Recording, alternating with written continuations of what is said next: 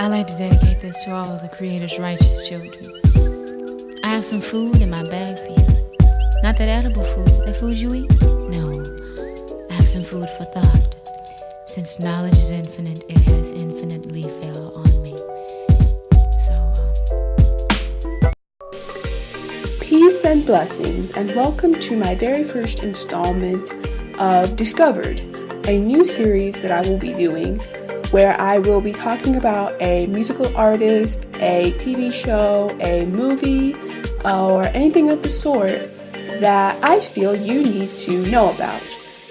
They are little known artists or movie stars or movies or TV shows that I think that you should definitely be checking out. So here's the first installment of this series.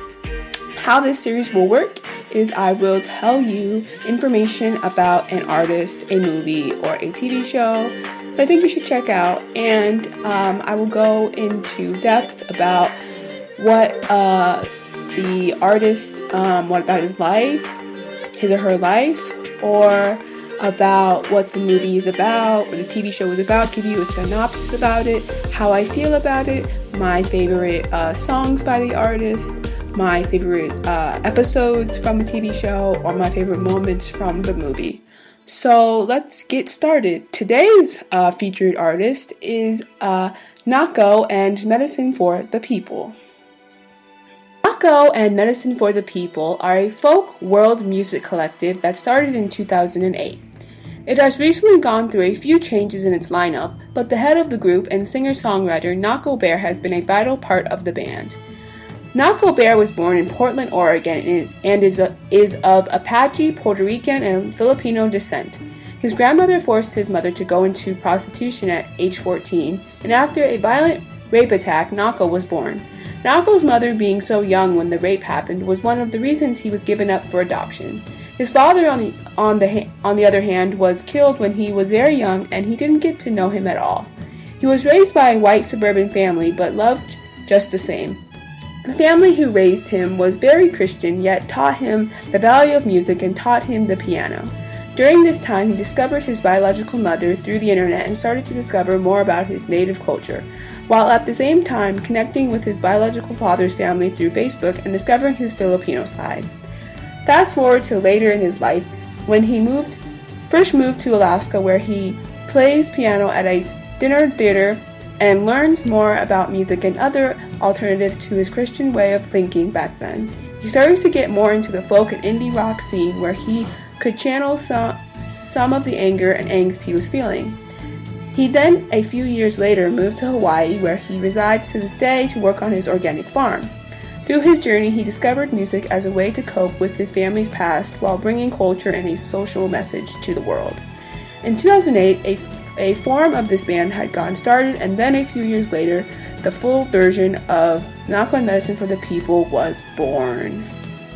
The original lineup for this band was Nahko, the singer, guitarist, and piano player, Chase Mackay, guitar, Tim Snyder, violin, Dustin Thomas on bass, and Hope Medford on the African Peruvian Bejo, Cajun, West African djembe drums, and backup vocals. The new lineup for this group is Nahko, singer-songwriter, guitar, and piano, Chase Mackay, guitar, Justin Chittum's drums, and Peto on guitar, bass, percussion, piano, palaphon, kora, gone, and djembe.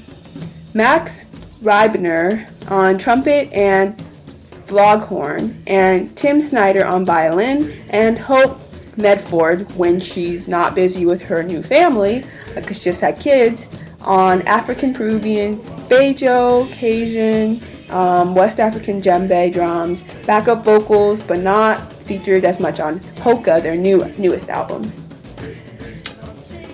Okay, so they've had 3 albums out so far. Their first album was On the Verge. This album came out in 2010 and was very stripped back folk music. Many of the songs played on the album feel like they were recorded during a tour in the van or during a live show. There was a combo of music with a message and spiritual culture vibes as well. Shout out to Hope Medford, who did drums, vocals, and Dustin Thomas, who did bass for this album and was rocking it. Favorite tracks from this album are Matraku Yasin, Father Mountain, Vultures of Culture, Simplicity, Ghost Embodied, Payo, and Build a Bridge Live. Their second album was called Darkest Night. In 2013, the group's album Darkest Night came out and was more produced than their previous album. This is when I think they gained a lot more of a following and started playing more big-name festivals. They were still very folk-like, with even more messages to go along. Their biggest songs off the album was the title track Blackest Night, where it started a social media campaign with the hashtag I Believe in the Good Things Coming, which is one of their lyrics and one of the best lyrics ever. During this album, Nahko collaborated with different artists including Soulja, Michael Franti, during a song off Soulja's album called I Believe, which fit Nahko well. This song was a beautiful way of bringing both what Nahko says in his song Blackest Night and what Jacob Hempfield, the lead singer of Soulja, says in I Believe.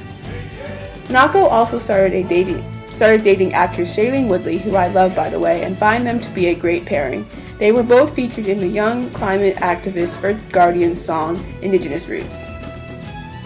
Shout out to Hope Medford, who did drums, vocals, and Dustin Thomas, who did bass for this album and was rocking it. Favorite tracks: Alo Ke Akoa, Manifesto 2, Warrior People, So Thankful, Budding Trees, Seven Feathers, Darkest Night, On the Verge, My Country, I Mua. Their third studio album that came out last year was Hoka. This is the newest album to come out just last year, and I love it. This is the first album they use a producer and being under a label, a punk label, mind you. Their lineup in the band has changed a little this cycle, as some of the other members who were mostly female, like Hope, who have taken some time off to raise families, and also Dustin Thomas, who did bass for the past two albums, went on to pursue his own solo stuff and is killing it. I recently heard an interview with Nahko that Hoka was a word that the Nakota, or Sioux warrior Crazy Horse said before going to war and dying. It is said to mean let's go and was pronounced Hoka Hey.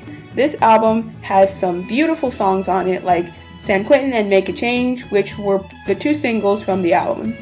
Favorite tracks: Hoka, It Is Written, San Quentin, We Shall Overcome, Great Spirit, We Are on Time, Love Letters to God, Heart Forever, Tus Pios, Your Feet, Backbone, Build a Bridge, Runner, Make a Change, The Wolves Have Returned.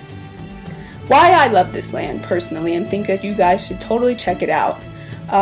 This album, like this band in general, is an important voice for the people. It gives us a way to articulate the feelings most of us are feeling about ourselves and the world around us. For me, this band gives me hope for the future and gives me pride in my culture being Native American, but also a mix of many different cultures throughout our Mother Earth. Nahko has said he describes their music as rock and roll world music with a message.